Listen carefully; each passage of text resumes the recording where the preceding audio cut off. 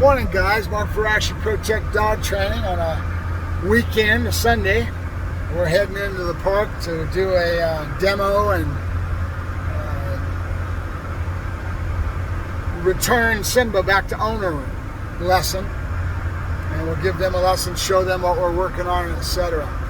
But as my normal pattern of behavior is want to do, I like to talk about things that are happening with me, so that if you're out there as a professional trainer, you can start to kind of get your juices flowing in some of the things you deal with. And being a dog trainer is not just dogs. Most of it's the owner, because the owner causes the dog. I'm going to tell you a story. This was a few years ago when I was in Lake Elsinore doing my thing, and I had a customer come at me, and she was law enforcement, retired law enforcement. I think she was dispatch, I'm not sure, but she's a good lady. She was in her 50s, she's a little retired, and she wanted to take a dog that she had, a Malinois that she had, this little puppy, and she wanted to go after search and rescue. And if you know anything about search and rescue, it's a very dedicated thing to have to do. You have to really pay your dues. You have a whole different community, politics, the whole 9 yards. Search and rescue is a very worthy thing, but it's a lot of your time and effort and lifestyle to dedicate to that. And she wanted to, do search and rescue, cadaver dog, whatever. So she brings me this puppy, and the puppy's about, I don't want to say 4 or 5 months old, somewhere in there. But the dog was a neurotic mess, all over the place, just spun in the head. And the reason was because she didn't treat the dog right. Treat a dog like a human, they're going to treat you like a dog, okay? And it causes a lot of neuroses, and a lot of neurotic behavior is caused by ignorant owners. Now, don't get offended when I say the word ignorant. I use that word all the time, and I only mean it in the context of not having the knowledge that you need in approaching something. You're ignorant. You're not aware of it. It doesn't mean anything else more than that. It's not a negative word any more than that, but it's still relative. It still means that the people don't have an instinct, they don't have a feel, they don't have a knowledge base at all about dog training. All they have is their human instincts. And what's the problem with human instincts? Our instincts really are in conflict with a dog.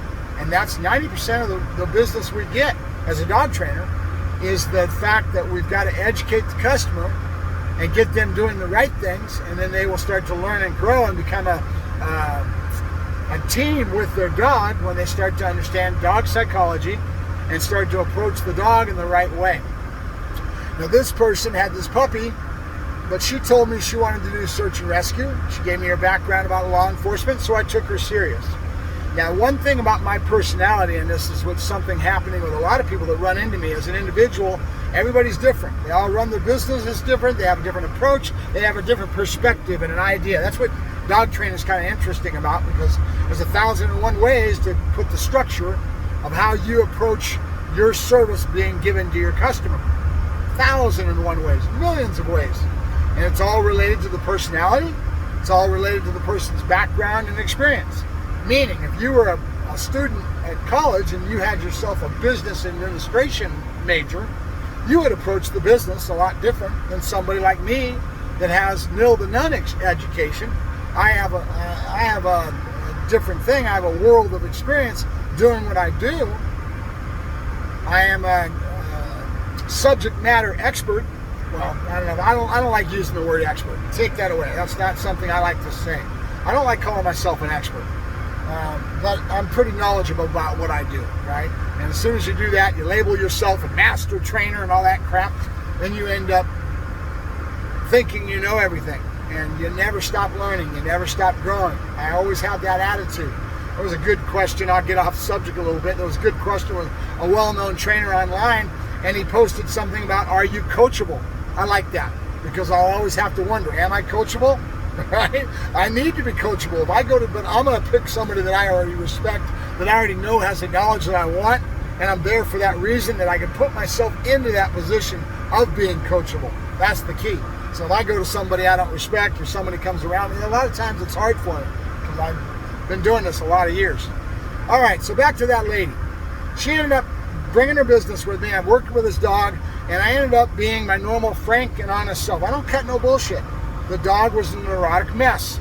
There was no way in my mind that that dog was going to qualify for search and rescue. And this lady wanted this dog to do a certain job, and she wanted a good dog to go out and do search and rescue with. So as I started doing the obedience and working with the animal and seeing where the dog's head was at, I realized right away this dog was spun, right? No way it's going to happen. So I did my normal frank and honest. I have a tendency to come at people pretty hard. I'm not the type of person that panders to my customer and kisses their ass and tells them what they want to hear, okay? So this person ended up not taking kindly to my frank and honest attitude. And it was mainly because, again, law enforcement told me she wanted to do. I thought, I'm serious. I'm going to be serious about my profession, and I'm going to tell you my opinion. I'm going to say, hey, And then she wasn't willing. She wanted to hear what she wanted to hear, right? So she went out. She shopped for another trainer. She found another well-known trainer that she could respect, and I respect this trainer. I know who she went to. So then the trainer came out, got online, started talking about her little puppy, and how good the little puppy was, and how much of a little, and basically slanted like it was another trainer that this person ran into, and the other trainer wasn't worth a shit. Okay. I took it, they didn't mention, I do it too all the time too. I don't mention names, I just do generalities, and don't specifically say any one person or say a name or any of that, but I talk a big whole generalities on whatever may be happening with me, right? So this trainer did the same thing. They got online, they did a post, and they basically threw me into the mud. But they never mentioned my name. Nobody out there that wasn't out inside that circle would ever know who I am. But it happened, and it irritated me, and it hurt me. I was a little upset. Now, this person went out, realized that I was right, never said a word to me. She's not going to lose face by telling me that she knows that I was right. But the end of the dog ended up getting put into rescue and ended up getting put into the system. And I don't know what happened to the dog now, but she never went towards search and rescue of that dog. And the other trainer pandered to her, told her what she wanted to hear, worked with her for a little while. And again, I don't know what her results were. Maybe she had the best results in the world. Who knows? But from what I heard through the grapevine, she ended up working for a rescue, and that dog got put up for rescue. Okay? So in other words, in the end, I was right. Okay? I'm a very frank and honest person. It's who I am. I have your best interest at heart. I had her best interest at heart. That's where it comes from. But I don't cut no bullshit. I don't kiss your ass, pander to you, and tell you what you want to hear. I'm the professional. I've been doing this for over 30 years, and I care about you. I care about your dog. That's what makes me a little different than most. So that being the case, I'm going to tell you what I know in my heart and give you my frank and honest opinion. Here's what's going to happen. This is what we're going into with Simba right now. I've been beating this guy up pretty good, trying to get him to make a trade, to trade for a dog that has a better chance of success within his home and family. Again, my opinion, okay? He's not willing to let it go.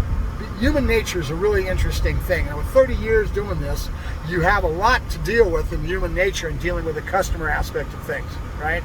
It's what we do. It's not just the dogs. It's the humans, okay? They cause the problem with a dog. They've got to be educated and taught, and they've got to be directed in getting them to think the right way with their animal. If they don't, they're not going to succeed with their animal, right? So with this gentleman, he has this image in his head, and he bought a firecracker. He bought a dog, did his R&D, and he got himself a dog that can match Arrow, okay? Or dogs that I deal with that are just intense. This is what I get into. This is my world, right? That dog, in my opinion, is too much dog for him. And he's not willing to let the dog go. He loves him. He wants to go home and think it through.